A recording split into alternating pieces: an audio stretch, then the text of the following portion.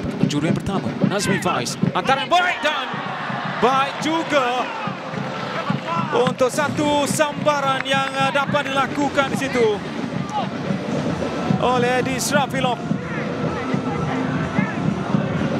Sepakan penjuru yang pertama dan ia dimanfaatkan oleh pemain yang paling tinggi yang berada dalam kawasan untuk mencipta jaringan, iaitu Edi Israfilov.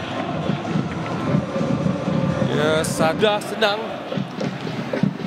Dapat lihat Israfilov berjaya buat gerakan larian di bahagian near post.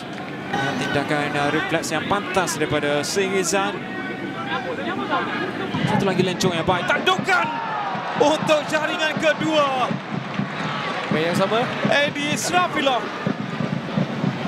merisi dua tandukan, dua jaringan dan dua jaringan peribadi untuknya juga dalam saingan Liga Super ini.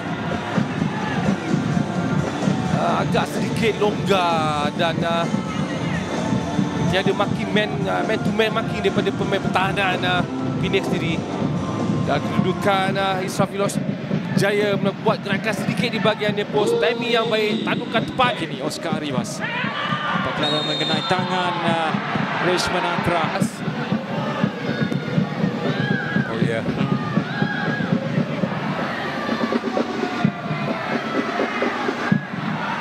Bergson diselamatkan oleh Seizan. Peluang kedua untuk Bergson, namun kuisan tersebut tidak cukup. Namun jadi tidak datang sekali lagi. Heberti lepaskan perjuangan. Sebentar tadi apabila kerakyat daripada Seizan, namun belum tidak sedar yang Heberti memiliki satu peluang. Ya, betul.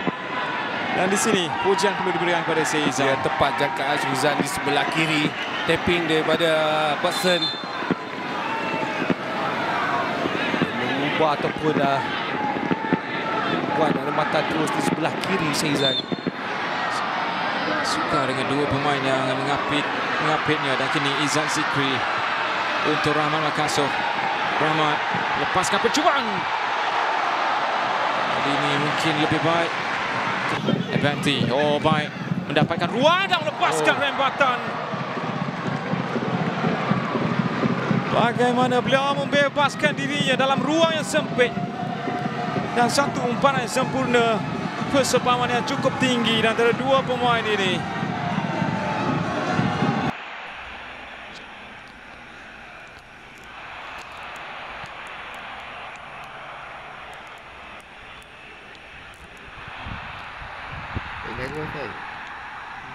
Ingat je.